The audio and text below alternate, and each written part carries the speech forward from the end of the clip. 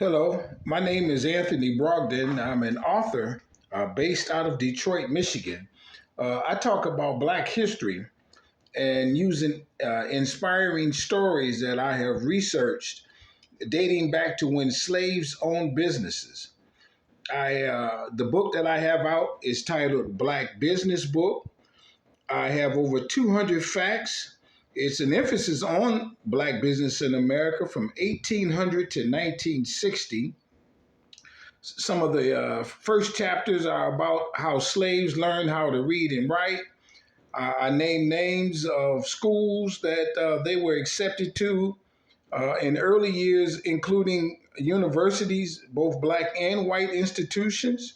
I name names of early graduates, of black folks who graduated from college in 1800s.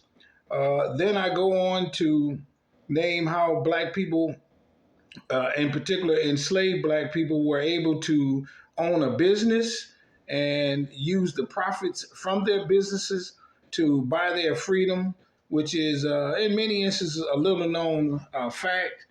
Some of the names include like a gentleman by the name of C.R. Patterson. C.R. Patterson was born enslaved. He got his freedom by emancipation in 1865.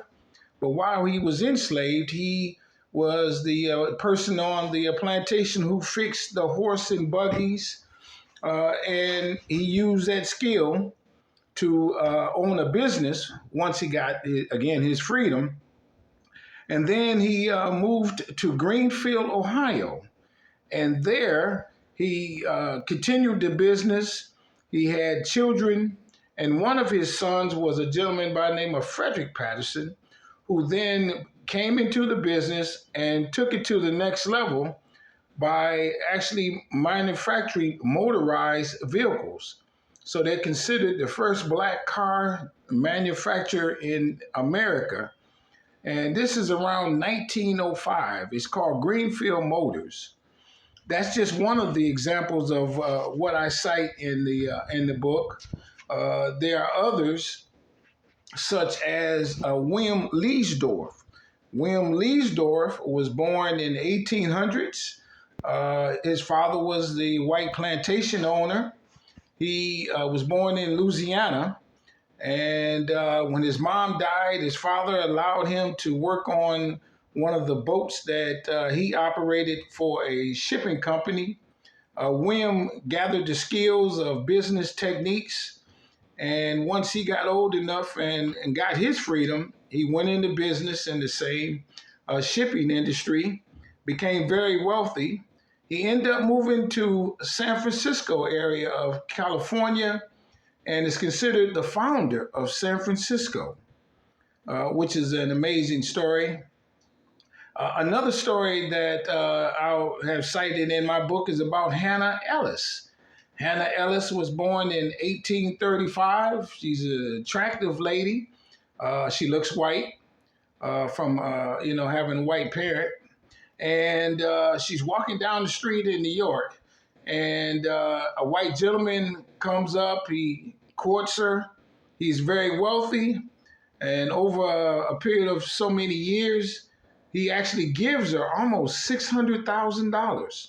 She takes the money and invests it in real estate and becomes one of America's wealthiest black women of her day.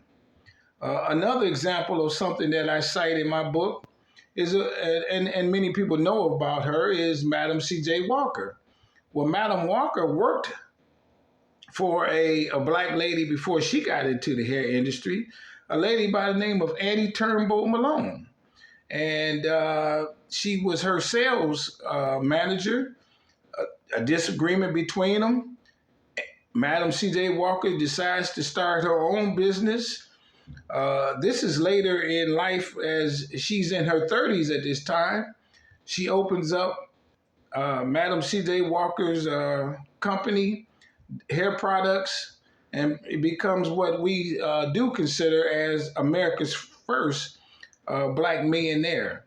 I do give some contention to that because there were others who were wealthy before her, such as a lady by the name, and we talk about her in my book, Mary Ellen Pleasant. Mary Ellen Pleasant got her freedom. She moved to the Oklahoma area. She ends up making money by owning a laundromat where she did the clothes cleaning for people who traveled through her town.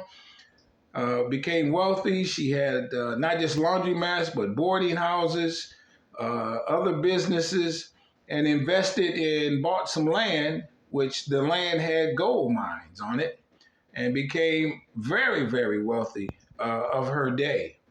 So it's those and so many other stories that I talk about in my book, Black Business Book. It's over 200 of them, and it's not just business. We talk about such issues as what racists did to destroy black business districts by running and building freeways that went through so many cities. And we cite about 40 cities that this happened. We talk about what the government attempted to do to help black business in the early days and black people by establishing a bank that ended up having some issues in itself, and so many other policies that they did, what redlining did in terms of the housing market. And the book is extremely thorough. Many people call it the number one black business history book on the market. The book is titled Black Business Book, and it's available on my website, businessintheblack.net. Thank you so very much. You'll like this. You'll love it, actually.